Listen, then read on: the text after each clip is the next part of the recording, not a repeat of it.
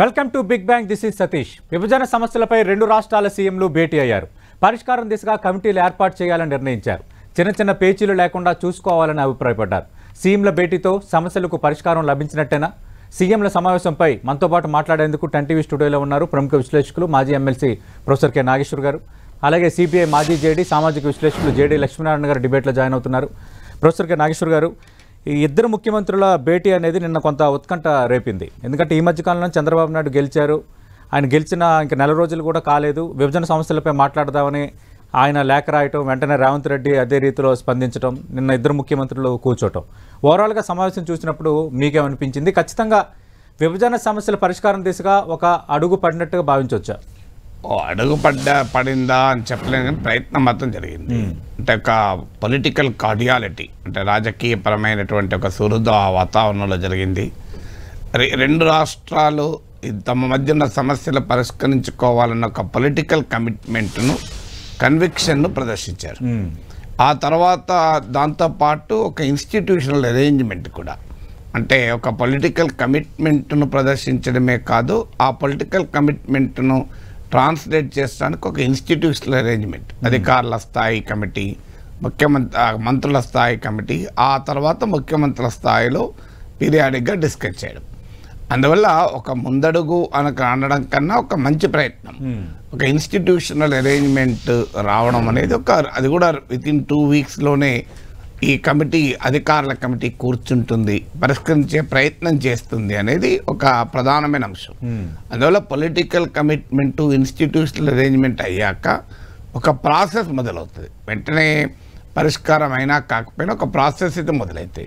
అయితే దీనికి వాస్తవంగా కొంత పకడ్బందీగా చేయాలంటే ఒక ప్రిపరేషన్ జరగాలి. అంటే ఈ ముఖ్యమంత్రుల సమావేశానికి ముందే జరగాల్సిందే, కనీసం అప్పుడు జరగకపోయినా ఇప్పుడైనా జరగాల్సింది ఏంటంటే, ఇది ఇద్దరు ముఖ్యమంత్రుల వ్యవహారం కాదు, రెండు ప్రభుత్వాల వ్యవహారం కాదు, ఆ మాటకొస్తే 2 రాజకీయ పార్టీల వ్యవహారం అంతకంటే కాదు. ఇది మొత్తం తెలంగాణ సమాజము, ఆంధ్రప్రదేశ్ సమాజం. ఎందుకంటే ఇవాళ ఏదైనా ఒక నిర్ణయం తీసుకుంటే రేపు తెలంగాణ సమాజం అంతా యాక్సెప్ట్ చేయకపోతే, ఆంధ్రప్రదేశ్ సమాజం యాక్సెప్ట్ చేయకపోతే మళ్ళీ అనవసరమైన పొలిటికల్ బ్యాక్లాష్లకే కారణమవుతుంది. అక్కడ ప్రతిపక్షమైన, ఇక్కడ ప్రతిపక్షమైన రాజకీయ అవకాశాన్ని చూస్తుంది. సహజంగా ఎవరు ప్రతిపక్షంలో చూస్తారు, ఈ పార్టీ ఆ పార్టీ అని కాదు. సో అందువల్ల లార్జర్ పొలిటికల్ కన్సెన్సస్ తీసుకురావాలి. అందుకొరకు ముఖ్యమంత్రి ఈ సమావేశం తర్వాత ఇన్ ది గుడ్ స్పిరిట్ ఉండాలి. అంటే దీనికి ఒక పరిష్కారం రావాలంటే అఖిలపక్ష సమావేశాలు పెట్టి ఈ ఇష్యూస్ పైన ఆయా ప్రభుత్వాలు ఏ వైఖరి తీసుకోవాలి, ఏ విషయంలో ఎంత మేరకు సర్దుబాటు ఉండాలి అనేది ఒక అఖిలపక్ష సమావేశం పెడితే ఈ వివాదాలు మళ్ళీ రావు. దాని తర్వాత అఖిలపక్షమే కాదు, మీకు మీకు అది ఒక సివిల్ సొసైటీ, అంటే సకల జనులకు రిప్రజెంట్ చేసేటువంటి పౌర సమాజ వ్యవస్థలతో కూడా ఒక డిస్కషన్ రావాలి. It's not a bureaucratic exercise. ఇప్పుడు నిన్న ప్రకటించిన దాన్ని చూస్తుంటే మా అధికారులు కూర్చుంటారు, మంత్రులు కూర్చుంటారు. It's a more bureaucratic exercise. అధికారులు చర్చిస్తారు, అధికారులు 10 ఏళ్ళుగా చర్చిస్తున్నారు, కొత్త చర్చించేది ఇవాళ మళ్ళీ 30 సార్లు భేటీ అయ్యారు. ఇప్పుడు అంటున్నారు 30 సార్లు భేటీ అయ్యారని.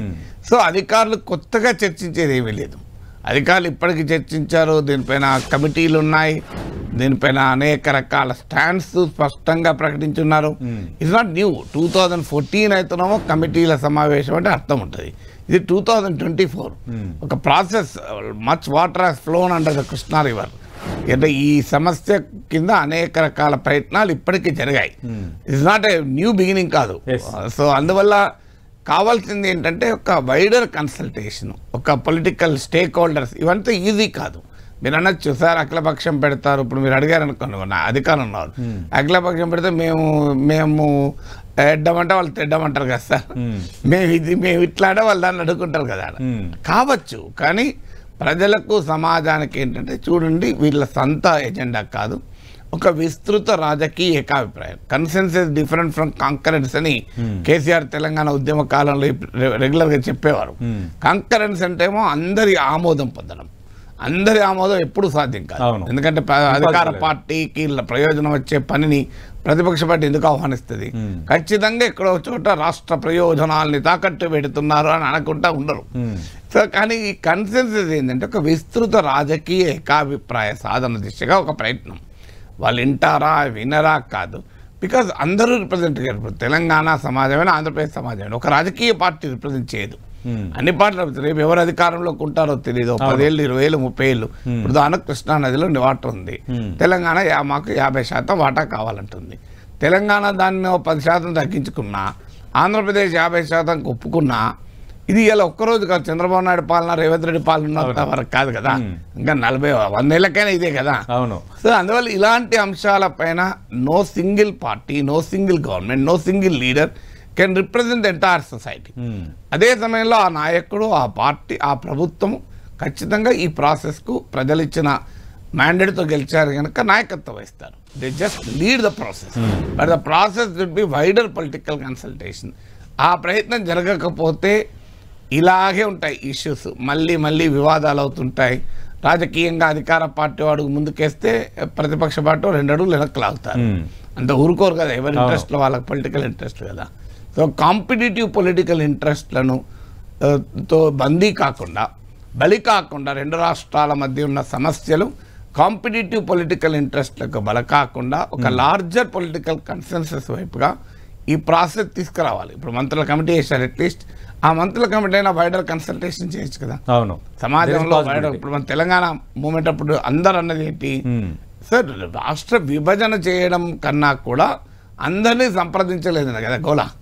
అప్పుడు అందరూ సీమాంధ్ర నాయకులు అప్పుడు అన్నది ఏంటి, మీరు అందరినీ ఒక వైడర్ కన్సల్టేషన్ ఎందుకు చేయలేదు, మీ రాజకీయ ప్రయోజనాల కొరకు విడగొడతారా అని కదా అప్పుడు కాంగ్రెస్ ప్రభుత్వాన్ని ప్రశ్నించింది. ఇప్పుడు మళ్ళీ అదే రాదా. ఇప్పుడు విభజన సమయంలో ఏ ప్రశ్న అయితే ముందుకు వచ్చిందో వైడర్ కన్సల్టేషన్ లేకుండా విడగొట్టాడు ఓకే. చంద్రబాబు నాయుడు కూడా ఏమన్నాడు, విడగొట్టారు కరెక్టే, కానీ దానిపైన చర్చలు ఒక విస్తృతంగా డిస్కషన్ ఏది లేదు కదా అన్నారు కదా. ఇప్పుడు మరి విభజన పైన ఈ విధానం చెప్పినప్పుడు, ఈ సూత్రీకరణ చెప్పినప్పుడు విభజన సమస్యల పరిష్కారానికి ఈ సూత్రీకరణ ఉండదా? సో అందువల్ల ఆ process should begin at least now. దీనికి ఎక్స్పర్ట్ కమిటీలు పెట్టి, అధికారుల కమిటీ కాదు, బ్యూరోక్రటిక్ గానే వ్యవహారం ఉంటే సమాజానికి బ్యూరోక్రసీ రిప్రజెంట్ చేయదు. బ్యూరోక్రసీ ఎగ్జిక్యూటివ్ మాత్రమే, సమాజాన్ని ఎప్పుడు బ్యూరోక్రసీ మాత్రమే రిప్రజెంట్ చేయదు. అందువల్ల దానికి నిపుణుల సంఘం, అది మీరు అన్నట్టు 2 తెలుగు రాష్ట్రాల నుంచి 2 తెలుగు రాష్ట్రాల్లో ఉన్నటువంటి అందరూ అంగీకరించేటువంటి ఎమినెంట్ పర్సన్స్ ఉంటారు. లక్ష్మీనారాయణ గారు లాంటి వాళ్ళు ఉన్నారు. తెలంగాణ, ఆంధ్రప్రదేశ్ అందరూ అతన్ని గౌరవిస్తారు. సో అలాంటి వాళ్ళతో ఒక బృందాన్ని ఏర్పాటు చేసి ఒక framework to assess the process, ప్రక్రియను సహకరించడానికి. ఇప్పుడు అధికారుల committee just an executive committee. అధికారి ఇవాళ ఈ శాఖలో రేపు ఇంకో శాఖలో ఉండొచ్చు. ఇప్పుడు ఆ నీటి రంగ నిపుణులు చెప్పగలుగుతారు, అధికారులే కాదు కదా, ఉద్యోగుల ఆ విషయంలో ఒకరు చెప్పగలుగుతారు. So this should be a wider consultation గా విత్ ఎ ప్రొఫెషనల్ ఇన్పుట్స్ తో, ఎక్స్పర్ట్స్ తో, స్టేక్ హోల్డర్స్ తో, సమాజం యాక్సెప్టబుల్ గా ఉండే దిశగా దీన్ని నడిపించాలి. జేడీ లక్ష్మీనారాయణ గారు, మీ స్పందన ఏంటి సార్? నిన్నటి సమావేశం జరిగిన తీరు, తర్వాత భవిష్యత్తులో ఎలా వెళ్ళాలన్న దానిపైన వాళ్ళు రూపొందించిన కార్యాచరణ, ఇవన్నీ చూస్తున్నప్పుడు మీకేమనిపిస్తుంది? సతీష్ గారు, మీకు నాగేశ్వర గారికి నమస్కారం. నమస్తే సార్. ముఖ్యంగా ఇందులో ఏపీ రీఆర్గనైజేషన్ యాక్ట్ అన్నది ఒకటి చట్టం చేయబడింది. సాధారణంగా ఎలా ఉంటుందంటే, ఒక చట్టం చేయకముందు అందరి ఒపీనియన్లు తీసుకోవడం అన్నది సర్వసాధారణంగా ఒక ప్రొసీజర్. ఈవెన్ కేంద్రంలో గానీ రాష్ట్రాల్లో గానీ కొత్త చట్టాలు చేసేటప్పుడు పబ్లిక్ డొమైన్ లో ఉంచి దాంట్లో పబ్లిక్ యొక్క ఒపీనియన్, మిగతా వాళ్ళ ఒపీనియన్స్ ఇవన్నీ తీసుకొని ఫైనల్ గా వాటిలో ఉన్న విషయాలను క్రోడీకరించి ఫైనల్ గా చట్టం అన్నది చేస్తాం. ఇది జనరల్ గా ఉన్న ప్రొసీజర్. కానీ ఇప్పుడు ఏంటంటే, ఏపీ రీఆర్గనైజేషన్ యాక్ట్ అన్నది ఆల్రెడీ ఒక చట్టం చేయబడింది. ఆ చట్టం చేసి 10 సంవత్సరాలు అయింది. ఆ 10 సంవత్సరాల తర్వాత ముఖ్యంగా ఈ 2 రాష్ట్రాల మధ్య ఏకీభావం కుదరకపోవడం వల్ల చాలా విషయాలు అలాగే పెండింగ్ లో ఉన్నాయి. కాబట్టి ఇప్పుడు ముఖ్యంగా 2 ముఖ్యమంత్రులు దీంట్లో చొరవ తీసుకోవడం. ఎందుకంటే మీరు చూసుకుంటే అంతకుముందు 2014 నుంచి 2 రాష్ట్రాల్లో వేరువేరుగా గవర్నమెంట్లు అన్న ఉన్నాయి, వేరువేరు ముఖ్యమంత్రులు ఉన్నారు. కానీ 10 సంవత్సరాల్లో జరగాల్సిన ప్రోగ్రెస్ అంత జరగలేదు అన్నది సర్వసాధారణంగా మనం అనుకుంటున్న విషయం. మొదట్లో రెండు రాష్ట్రాలు 2014 నుంచి 19-18 వరకు, తర్వాత వచ్చిన ఇద్దరు ముఖ్యమంత్రులు కూడా ఆ విధంగా ఒక పర్టికులర్ డెసిషన్ కి రీచ్ అవ్వలేకపోయారు. ఆ తర్వాత ఈ చట్టంలో ఉన్న అనేక అంశాలు, ముఖ్యంగా షెడ్యూల్ 9, షెడ్యూల్ 10 ప్రాపర్టీస్, తర్వాత కంపెనీస్, పబ్లిక్ అండర్టేకింగ్స్, ట్రైనింగ్ ఇన్స్టిట్యూషన్లు, వీటిని ఎలా డివైడ్ చేయాలి అన్న దాని మీద షీలా భిడే కమిటీ కూడా ఏర్పాటు చేయడం జరిగింది. వారు కూడా కొన్ని సలహాలు సూచనలు ఇవ్వడం జరిగింది. కానీ ఇక్కడ ముఖ్యంగా విషయం ఏంటంటే రెండు రాష్ట్రాల మధ్య ఒక ఏకాభిప్రాయం కుదరకపోవడం అన్నది ముఖ్యమైన విషయం. కాబట్టి ఈ ఏకాభిప్రాయాన్ని ఎలా కుదర్చాలి అన్న దీంట్లో ఇద్దరు ముఖ్యమంత్రులు నిన్న కలవడం అన్నది చాలా మంచి అడుగు ఈ ప్రయాణంలో. ఆ తర్వాత మూడంచెల విధానంలో వాళ్ళు ఏవైతే నిర్ణయించుకున్నారో, అంటే civil servants, secretaries, chief secretary, తర్వాత మంత్రులు, తర్వాత ఈ రెండు కాకుండా ఫైనల్ గా ముఖ్యమంత్రులు కూడా కలుస్తారన్నది ఈ రోజు పేపర్లో వచ్చిన అంశం. సో ఇందులో మీరు ప్రధానంగా చూసుకుంటే షెడ్యూల్ 9, షెడ్యూల్ 10 ప్రాపర్టీస్, వీటి గురించి, ఎందుకంటే నీళ్ల గురించి ఆల్రెడీ కృష్ణా వాటర్ బోర్డు ఏర్పాటు చేయడం జరిగింది, గోదావరి వాటర్ బోర్డు అయింది, తర్వాత బ్రిజేష్ కుమార్ ట్రిబ్యునల్ ఉంది. కాబట్టి వాటర్ డిస్ట్రిబ్యూషన్, నదులలో నీళ్ల డిస్ట్రిబ్యూషన్ అన్నది ఇద్దరు ముఖ్యమంత్రుల మధ్య కూర్చొని జరిగే అంశం కాదు. ఎందుకంటే ఇది ఆల్రెడీ కృష్ణా వాటర్ బోర్డు, తర్వాత ఎలా డివైడ్ చేసుకోవాలి, తర్వాత రెండు ఇరుపక్షాలు వాళ్ళ క్లెయిమ్స్ పెడుతున్నారు. కాబట్టి అది వైడర్ డిస్కషన్, అది నేషనల్ లెవెల్లో జరుగుతుంది. కానీ ఈ ఇద్దరు ముఖ్యమంత్రుల మధ్య ఉండే ముఖ్యమైన విషయం ఏంటంటే నియామకాలు ఒకటి, ఆ తర్వాత వచ్చేసి ఈ విధంగా ఉన్న నిధులు. సో నిధులు చూసుకుంటే ముఖ్యంగా ఏపీలో ఉన్న, తర్వాత రెండు రాష్ట్రాల్లో ఉన్న పబ్లిక్ సెక్టర్ అండర్టేకింగ్స్, ఇన్స్టిట్యూషన్స్, తర్వాత వచ్చేసి అసెట్స్, వీటిని ఎలా డిస్ట్రిబ్యూట్ చేసుకోవాలి. సెక్షన్ 53లో దీని గురించి స్పష్టంగా తెలియజేయడం జరిగింది. సెక్షన్ 53 ఏమవుతుందంటే మిగతా క్షేత్ర స్థాయిలో ఉన్న ఆఫీసులు గాని, క్షేత్ర స్థాయిలో ఉన్న కంపెనీలు గాని, ఈ సంస్థలకు సంబంధించినవి ఏ ఏ రాష్ట్రాల్లో ఉంటే ఆ రాష్ట్రాలకు అవి చెందుతాయి అన్నది ఆల్రెడీ చెప్పారు. ముఖ్యాలయాల్లో అంటే హెడ్ క్వార్టర్స్ లో ఏదైతే ఉందో దాన్ని జనాభా ప్రాతిపదిక మీద మీరు డిస్ట్రిబ్యూట్ చేసుకోవాలన్నది సెక్షన్ 53లో ఉన్న సారాంశం. కానీ ఇప్పుడు మెయిన్ గా ఉన్న ఇష్యూ ఏంటంటే హెడ్ క్వార్టర్ అంటే ఏంటి అన్నది ఒక ప్రధానమైన విషయం. ఈ రెండు రాష్ట్రాల మధ్య చర్చ జరుగుతుంది. కొన్ని విషయాలను ఈవెన్ హైకోర్టు కూడా తీసుకువెళ్ళడం జరిగింది. సో ఈ విధమైన విషయాలు ఏవైతే ఉన్నాయో, for example Telangana state RTC ఉంది. సో ఇంతకు ముందు అంతా కలిసి ఉండేది, కాబట్టి ఈ ప్రాపర్టీస్ ఎలా డిస్ట్రిబ్యూట్ చేసుకోవాలి. తర్వాత ఏపీ స్టేట్ ఫైనాన్స్ కమిషన్ ఒకటి ఉంది, దాన్ని ఏ విధంగా చేసుకోవాలి. తర్వాత షీలా భిడే కమిటీలో ఇచ్చిన అబ్జెక్షన్స్ ఏంటి. సో వీటిని ముఖ్యంగా ఫస్ట్ స్టేజ్ లో గనక మనం కాన్సన్ట్రేట్ చేయగలిగితే, ఏ విషయాలలో అయితే రెండు రాష్ట్రాలకు ఎటువంటి అబ్జెక్షన్లు లేవు అన్నది మీరు చూసుకుంటే, నిన్న అందిన సమాచారాన్ని బట్టి సుమారుగా 56 సంస్థలు ఏవైతే ఉన్నాయో వాటి పట్ల రెండు రాష్ట్రాలకు ఏ విధమైన అబ్జెక్షన్ లేదు. కాబట్టి మొదటి మెట్టుగా ఈ 56 పబ్లిక్ అండర్టేకింగ్స్ గానీ, ఇన్స్టిట్యూషన్స్ గానీ, వీటిలలో ఏకాభిప్రాయం కుదిరిన దాన్ని వెంటనే వీళ్ళు పరిష్కరించగలిగితే ఒక మెట్టు ముందుకు వెళ్ళామన్న భావనలో రెండు రాష్ట్ర ప్రజలు అనుకుంటారు. ఎందుకంటే రెండు రాష్ట్రాల యొక్క ముఖ్యమంత్రులు కూడా ఎవరు ఈల్డ్ అవుతారన్న దాని గురించి కూడా చర్చ. ఎందుకంటే వీరిద్దరూ కూడా ఇంతకుముందు ఒకే పార్టీలో ఉండేవారు, కాబట్టి వారిద్దరు కూడా సన్నిహితులు. కాబట్టి వీరు చెబితే వారు వింటారు, వారు చెబితే వీరు వింటారని ముఖ్యంగా మీడియా ఛానల్స్ లో కూడా రకరకాల చర్చలు జరుగుతాయి. కానీ ఇద్దరు ముఖ్యమంత్రులు మేము రాష్ట్రం యొక్క ఇంట్రెస్ట్ ఏదైతే ఉందో దాన్ని మేము సాక్రిఫైస్ చేయలేదన్న ధోరణి వారు ప్రదర్శించడం కూడా చాలా ముఖ్యం. అందుకనే ప్రొఫెసర్ గారు అన్నట్టు ఇందాక తెలంగాణ సీఎం గారు నా గొడవ అనే పుస్తకాన్ని,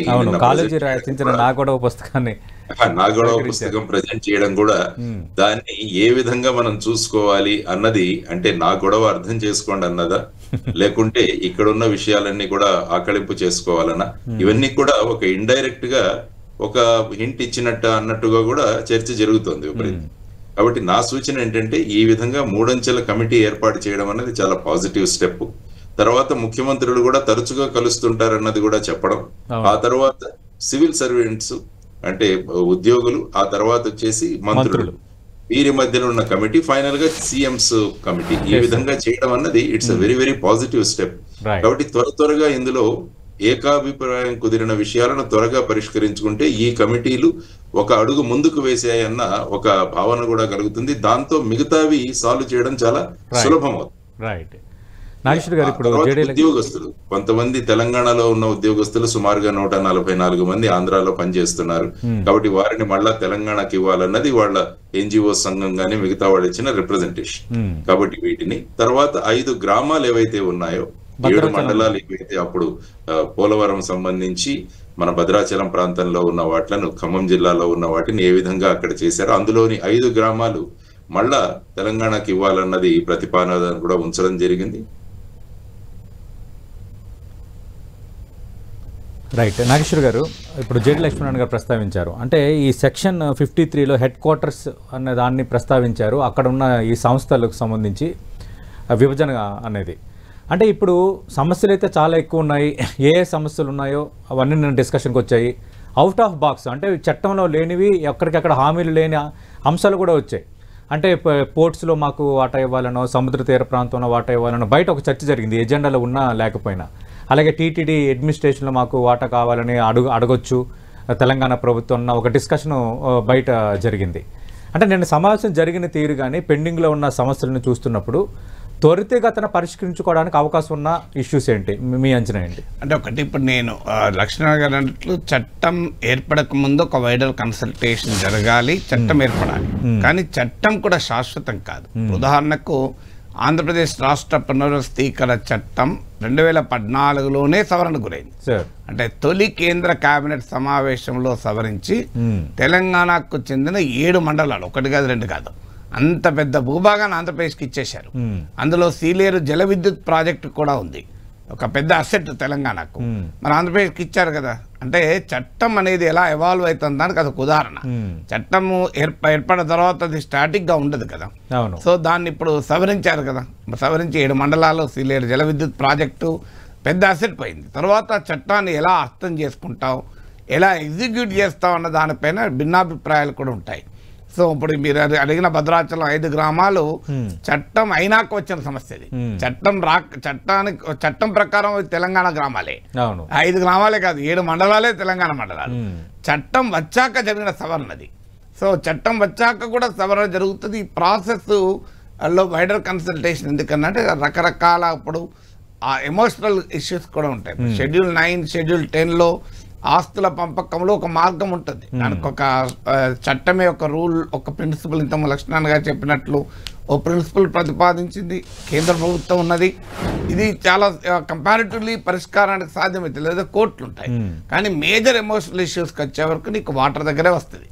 నీకు ప్రధాన వాటర్తో పాటు ఇప్పుడు మీకు భద్రాచలం ఉంది, ఇది చాలా సులభంగా పరిష్కరించుకుని. ఇప్పుడు ఈ 5 గ్రామాల వ్యవహారం చాలా మందికి అర్థం కాదు, ఏంటి 5 గ్రామాలు, దీన్ని ఒక ఎమోషనల్ ల్యాండ్ ఇష్యూగా చూడకూడదు.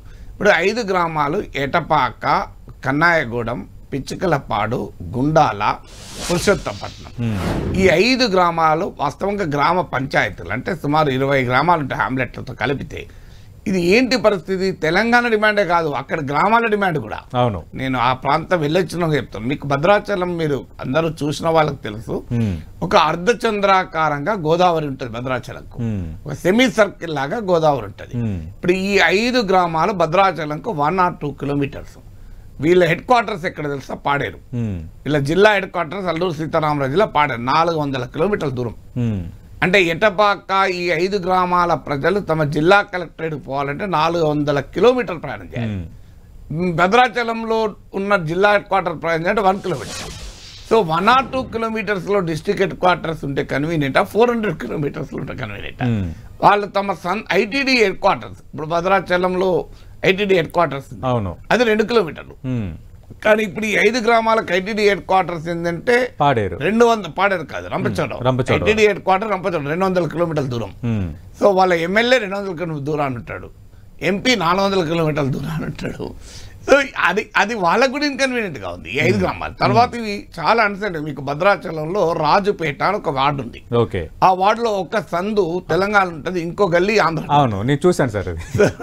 మీకు విచిత్ర, రాజుపేట ఇది పాట భద్రాచలం. అవును, అంటే భద్రాచలంలో 2-3 కాలనీలు, అవును, ఒకవైపు ఆంధ్ర, ఇంకోవైపు తెలంగాణ. వీధిలో ఒక వాస అంతా ఆంధ్రప్రదేశ్ చెందింది, ఇటు ఎదురుగా ఉన్న వాళ్ళందరూ వాళ్ళంతా తెలంగాణ. అది ఎంత అన్సైంటిఫిక్. ఇంకొక ఉదాహరణ చెప్తాను మీకు. భద్రాచలం నుంచి పర్ణశాల పోవాలి అంటే మొదలు మీరు తెలంగాణ ప్రాంతం దాటి తర్వాత ఎటపాక, కన్నాయగూడెం ఆంధ్ర ప్రాంతాలకు ఎంటర్ అయి మళ్ళీ దుమ్ముగూడెం మండలం తెలంగాణ ప్రాంతాలకు ఎంటర్ అవుతాం.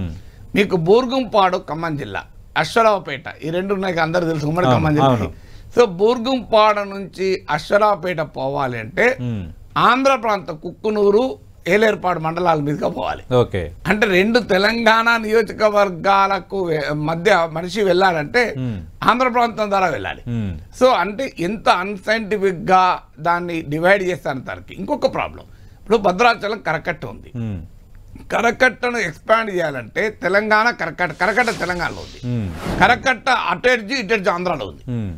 ఒక అటు ఎడ్జి ఇటు ఎడ్జి ఆంధ్రాలో ఉంది, ఎటపాక, కన్నాయగూడెం, గుండాల, పురుషోత్తపట్నం.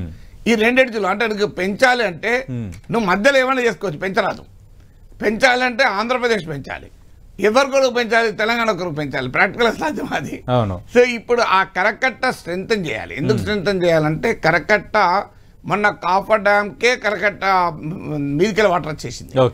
మీకు పోలవరం గనక నిర్మాణం జరిగితే భద్రాచలం ఉండదు, భద్రాచలం రాములవారి గుడి ఉండదు. మీకు రాములవారి గుడిని కాపాడాల వద్దా అంటే కరకట్టను హైట్ పెంచాలి, దాని థిక్నెస్ పెంచాలి, దాన్ని స్ట్రెంథన్ చేయాలి. ఎవరు స్ట్రెంథన్ చేయాలి? కరకట్టం తెలంగాణలో ఉంది, దాన్ని పెంచాల్సిన ల్యాండ్ ఆంధ్రప్రదేశ్లో. సో అందువల్ల ఇలా ఆ భద్రాచలం యొక్క ఫ్లడ్ సేఫ్టీ అనేది ప్రశ్నార్థకంగా మారింది. ఇంకో పాయింట్ కూడా, ఈ 5 గ్రామాలు ఇవ్వడమే కాదు తెలంగాణకు, అసలు ఈ కరకట్ట నిర్మాణానికి కేంద్రం డబ్బులు పెట్టాలి. ఎందుకంటే పోలవరం జాతీయ ప్రాజెక్టు, జాతీయ ప్రాజెక్ట్ నిర్మాణం వల్ల భద్రాచలం కరకట్ట ఉపయోగపడలేదు. కరకట్ట ఇప్పుడున్న ఫ్లడ్ లెవెల్ కు, పాత ఫ్లడ్ లెవెల్ కు భద్రాచలం కు సరిపోతుంది. కానీ అది కొత్త ఫ్లడ్ లెవెల్ అంటే దేనికి వస్తుంది కొత్త ఫ్లడ్? పోలవరం ప్రాజెక్ట్ నిర్మాణం కదా. తెలంగాణ ఈ ముంపు కొరకు కదా పోలవరం అబ్జెక్ట్ చేసింది. ఆంధ్రప్రదేశ్ ప్రయోజనాల కొరకు పోలవరం కట్టాలి. మరి పోలవరం కట్టినప్పుడు ఆ జాతీయ ప్రాజెక్టు వల్ల మునిగిపోతున్న ప్రాంతాల రక్షణకు చర్యలు కూడా కేంద్ర ప్రభుత్వం బాధ్యత కదా. అందువల్ల 2 రాష్ట్రాల ముఖ్యమంత్రులు అడగాలి, అయ్యా ఈ కరకట్టను స్ట్రెంథన్ చేయడం, రాములవారి గుడిని మీరు చేయాలి అని అడగాలి. ఇంకొకటి, రాములవారి గుడోమో తెలంగాణలో ఉంది, భూములోమో ఆంధ్రలో ఉన్నాయి. సో ఈ 5 గ్రామాలు అనేది ఇలా భద్రాచలంకు భూభాగం లేదు. విచిత్రం ఏంటంటే భద్రాచలంకు డంప్ సైట్ లేదు. ఒక చెత్త వేసుకోవడానికి డంప్ సైట్ ప్లేస్ లేదు భద్రాచలం. అందుకే కొత్తగూడెం హెడ్ క్వార్టర్స్ పెట్టారు, భద్రాచలం జిల్లాను పెట్టి. మీకు అందువల్ల ఆ 5 గ్రామాలు అనేది తెలంగాణ అడుగుతున్నది, ఆంధ్రప్రదేశ్ కూడా నష్టం లేదు. ఆంధ్రప్రదేశ్ కూడా రీచ్ కాలేకపోతుంది అక్కడికి. అందువల్ల ఆంధ్రప్రదేశ్ కూడా నష్టమే లేదు. 7 మండలాలు కూడా రీచ్ కాలేకపోతుంది. మీరు పోలవరం పునరావాసాన్ని చూస్తే పోలవరం ముంపు ప్రాంతాలు పర్యటించండి, ఎలా ఉంటుందో మీకు అర్థమవుతుంది. సో అందువల్ల ఇలాంటి ఇష్యూస్ ఉన్నాయి. ఇలా ఎమోషన్ అయితే ఇందులో మరి పంచాయతీ ఏంటి? అక్కడ ఆంధ్రప్రదేశ్ లో ఉన్న ప్రజలకు ఇది నష్టం లేదు, తెలంగాణకు ప్రయోజనం, కానీ ఎమోషన్స్ అడ్డం వస్తాయి. ఇప్పుడు 5 గ్రామాలు ఇచ్చారనుకోండి, వెంటనే చంద్రబాబు నాయుడు ఓకే అన్నాడు అని కూడా వార్తలు వచ్చాయి నిన్న. ఆయన ఓకే అంటే వెంటనే మరి ప్రతిపక్షం ఎలా రియాక్ట్ అవుతుందో, అంటే తెలంగాణకు ఆంధ్ర భూములు ఇచ్చేసామని రేపు అన్నది. అందుకొరకు వైడర్ కన్సల్టేషన్ ఉండాలి.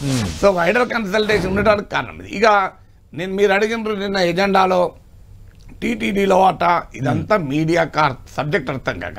టీటీడీలో వాటా ఏంటండి? టీటీడీ నుంచి ప్రభుత్వాలు నిధులు వాటా ఉంటాయా? టీటీడీ అనేది తిరుపతి దేవస్థానం, కొన్ని ప్రభుత్వం చేయాల్సిన కార్యక్రమాలు టీటీడీ చేయొచ్చు. ఉదాహరణకు స్కూల్ పెట్టచ్చు, కాలేజ్ పెట్టచ్చు, కానీ టీటీడీ కంపెనీ కాదు కదా, దాంట్లో వాటా ఏంటి? ఏమైనా ఉంటే వీళ్ళు ఇప్పుడు ఎక్కడ ఎమ్మెల్యేలు ఇచ్చే పైరవీ లెటర్లు పనిచేయాలి, బోర్డులో సభ్యత, అది ప్రజలకు సంబంధించింది అంటే ఆఫ్ కోర్స్ ప్రజలకు సంబంధించి అంటే ఎమ్మెల్యే లెటర్లు తీసుకుపోతే మాకు అటు దర్శనం ఈ పార్ట్ కదా అది. అలాగే 973 కిలోమీటర్ తీర ప్రాంతం, అందులో వాటా, తీర ప్రాంతంలో వాటా ఏంటంటే జాగ్రఫీ కదా అది, తీర ప్రాంతం కంపెనీ కాదు. వాటాలు ఇప్పుడు సింగరేణిలో వాటా ఆంధ్రప్రదేశ్ అడుగుతుంది, విశాఖ స్టీల్ ప్లాంట్ లో వాటా కావాలని రేవంత్ రెడ్డి గత అసెంబ్లీలోనే అడిగాడు. సో ఇదంటే కంపెనీలు, తీర ప్రాంతంలో వాటా ఎవరు అడుగుతారండి? సాధ్యమా? మన పత్రికలు ఎంత అమాయకంగా రాస్తాయంటే తీర ప్రాంతాల్లో వాటా అడుగుతుంది తెలంగాణ. తీర ప్రాంతాల్లో వాటా అంటే జాగ్రఫీ కదా, దాంట్లో వాటా ఎట్లా అడుగుతావు నువ్వు? అది జాగ్రఫీ. 973 కిలోమీటర్ల తీర ప్రాంతం సగం ఇచ్చేస్తే అది సాధ్యమా? అడుగుతున్నది వీళ్ళకి అర్థం కాక అడిగేది ఏంటంటే యాక్సెస్ అడగచ్చు. ఇప్పుడు ఉదాహరణకు తెలంగాణకు పోర్ట్ లేదు, అందుకొరకు డ్రై పోర్ట్ నిర్మించుదామని కూడా అనుకున్నారు. మచిలీపట్నం పోర్టుకు యాక్సెస్ అడగచ్చు. అడిగి యాక్సెస్ అడగడం వేరు, వాటా అడగడం వేరు. ఏకంగా వాటానే రాస్తారు. పోర్ట్ లో వాటా, గంగవరం పోర్ట్ రాష్ట్ర ప్రభుత్వం, నాకు తెలిసిన లక్ష్మణ గారు సవరించాలి తప్పుంటే, గంగవరం పోర్ట్ అదానిది అనుకుంటా. అవును, so You're Jaganmohan Reddy absolutely right. ప్రభుత్వం 11% వాటా అమ్మేసుకుంది 600 కోట్లకు. అసలు ఆంధ్రప్రదేశ్ ప్రభుత్వానికి వాటా లేని తెలంగాణ ప్రభుత్వానికి వాటా ఎట్లా వస్తుంది? నాకు నిజంగా ఇంత మాయకత్వం. అసలు తెలుగు దినపత్రికల్లో ఈ వార్తలు, గంగవరం పోర్టులో తెలంగాణ వాటా అడుగుతుంది. అంటే గంగవరం ప్రభుత్వ పోర్టు కాదు, నాకు తెలిసినంత సబ్జెక్ట్ కరెక్షన్, నాకు ఒకవేళ తప్పుడే క్షమించాలి. ఓకే. సో గంగవరం పోర్టులో 11% వాటా భూమి కొరకు ల్యాండ్ వల్ల 11% వాటా ఆంధ్రప్రదేశ్ అది అమ్మేసుకున్నారు ఆల్రెడీ. ఆంధ్రప్రదేశ్ ప్రభుత్వానికి కూడా వాటా లేదు, తెలంగాణకి ఎట్లా వస్తుంది వాటా అండి? ఆశ్చర్యంగా ఉన్నది. గంగవరం పోర్టులో వాటా అడుగుతున్నారు, తీరంలో వాటా అడుగుతున్నారు, టీటీడీలో వాటా, టీటీడీ ఆదాయాలలో వాటా అడగచ్చా? టీటీడీ ఆదాయాలు టీటీడీకే చెల్లుతాయి కదా. అది ప్రభుత్వానికి ప్రభుత్వ కంపెనీ అదేమన్నా టీటీడీ కాదు. టీటీడీ ఏదైనా ప్రజాపయోగ కార్యక్రమాలు చేయొచ్చు, ప్రభుత్వం కోరితే సహాయం చేయొచ్చు, అది వేరే విషయం. కానీ అది భగవంతునికి సంబంధించిన ఆస్తి కదా, దాంట్లో నువ్వెట్లా పంచుకుంటావు? సో అంటే ఈ అమాయక సో అంటే తీర ప్రాంతంలో వాటా, పోర్టుల్లో వాటా, పోర్టుల్లో వాటా అడగడానికి స్కోప్ ఎలా ఉంటుంది? అడగచ్చు, యాక్సెస్ అడగచ్చు, ప్రియారిటీ. ఇప్పుడు సింగరేణి ఉంది, సింగరేణి తెలంగాణలో ఉంది కనుక అది కంపెనీ గనక ఇది ఆ రోజు ఉమ్మడి ఆంధ్రప్రదేశ్ లో ఆంధ్రప్రదేశ్ ప్రభుత్వ వాటా గనక మాకు కూడా వాటా కావాలని తెలంగాణ అడగచ్చు, ఆంధ్రప్రదేశ్ అడగచ్చు. అలాగే తెలంగాణలో రేవంత్ రెడ్డి అడిగాడు, విశాఖ స్టీల్ ప్లాంట్ కూడా అప్పుడు ఉమ్మడి రాష్ట్రంలో కట్టారు కనుక ప్రభుత్వ డబ్బులతో, అది మాది అని. సో అందులో ప్రస్తావించారు రేవంత్ రెడ్డి, అది కూడా మన కేంద్ర ప్రభుత్వం, విశాఖ స్టీల్ ప్లాంట్ కూడా రాష్ట్రానికి కాదు, అది సెంట్రల్ గవర్నమెంట్ ఎంటిటీ నాకు తెలిసినంత వరకు.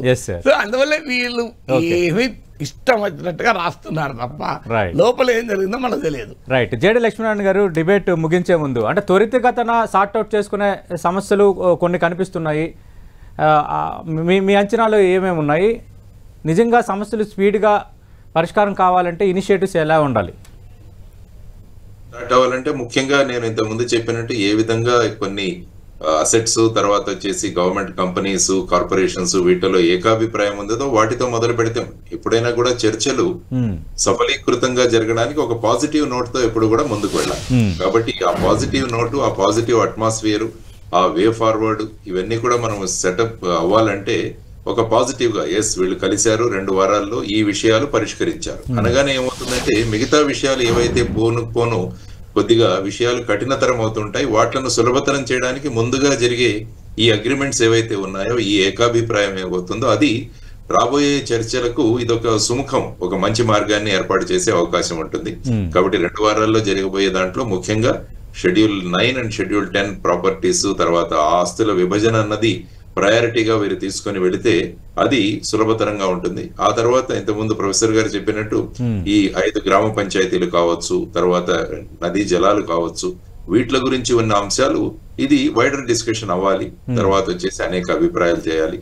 తర్వాత ఏంటంటే కొన్ని ఇంతకుముందు అన్నట్టు మీరు కొన్ని విషయాలు అసలు యాక్చువల్ గా పాసిబులే కాదు, అవి ఎలా వచ్చాయి ముందుకి అన్నది కూడా, అంటే ఈ పోర్టలో బాగా అడగడం, వాటా అడగడం, అడగడం అవన్నీ కూడా ఏదో ఒక, ఎందుకంటే మన దగ్గర ఛానల్స్ భారతదేశంలోనే చాలా ఎక్కువ సంఖ్యలో ఉన్నాయి. ఆ తర్వాత ఛానల్స్ కూడా కొన్ని పార్టీలకు సపోర్ట్ చేస్తూ ఉండడం కూడా మనం చూస్తున్నాం. కాబట్టి కొంతమందికి యాక్చువల్ గా ఈ చర్చలు సఫలీకృతం కాకూడదన్నది కూడా కొంతమంది ఉన్నారు. కాబట్టి వీటన్నింటినీ కలిపి ఫైనల్ గా ఆ విధమైన చర్చలకు దారి తీయడం అన్నది సబబు కాదు. కాబట్టి ఈ సందర్భంగా తెలంగాణ మరియు ఆంధ్రప్రదేశ్ గవర్నమెంట్లు వాళ్ళు ఏ విషయాలు చర్చించబోతున్నారన్నది ఒక చార్టర్ ఆఫ్ ఇది ఒకటి రిలీజ్ చేయగలిగితే వాళ్ళు వాట్ ఈస్ ది అజెండా అన్నది, ఇటువంటి చర్చలన్నిటికీ కూడా ఒక క్లారిటీ ఉంటుంది, సమాప్తం పలకవచ్చు. లేకుంటే ఏంటంటే ఇక ఈ చర్చలు జరుగుతూనే ఉంటాయి, దానికి అంతం ఉండదు. ఆ విధంగా 2 ప్రభుత్వాలు ఒక అజెండా ఐటమ్స్ ఇవి మేము ముందుకు పెడుతున్నాం అన్నది కనుక ముందుకు రాగలిగితే ఈ చర్చలు కూడా ఇక్కడ సమాప్తం పలకవచ్చు అని నా అభిప్రాయం. రైట్. ఒక గుడ్ ఇంటెన్షన్ తో ముఖ్యమంత్రులు అయితే సమావేశానికి సిద్ధమయ్యారు, అలాగే కమిటీలు కూడా వేశారు. కాబట్టి నిజంగా నాగేశ్వర గారు అన్నట్టు, మీరన్నట్టు మీలాంటి నిపుణులు 2 తెలుగు రాష్ట్రాల్లో పేరు పొందిన వాళ్ళతో కూడా ఈ కన్సల్టేషన్ లాంటి కమిటీలు, ఒక నిపుణుల కమిటీలు అన్ని రంగాలకు సంబంధించిన వాళ్ళు వేయటం వల్ల కూడా ఒక మంచి ఉద్దేశం నెరవేరే అవకాశం ఉంది. నాగేశ్వర గారు సూచన చేసినట్టు మరి రాష్ట్ర ప్రభుత్వం దీన్ని కూడా మరి గమనంలోకి తీసుకోవాలని మనం కోరుకుందాం. ఇది నిన్నటి సీఎంల సమావేశం. విభజన సమస్యల పరిష్కారం దిశగా వేస్తున్న అడుగులు ఎంతవరకు ఫలితాలు ఇస్తారన్న అంశంపై ప్రొఫెసర్ కె నాగేశ్వర గారు అలాగే జేడి లక్ష్మీనారాయణ గారితో 10 టీవీ ప్రత్యేక విశ్లేషణ.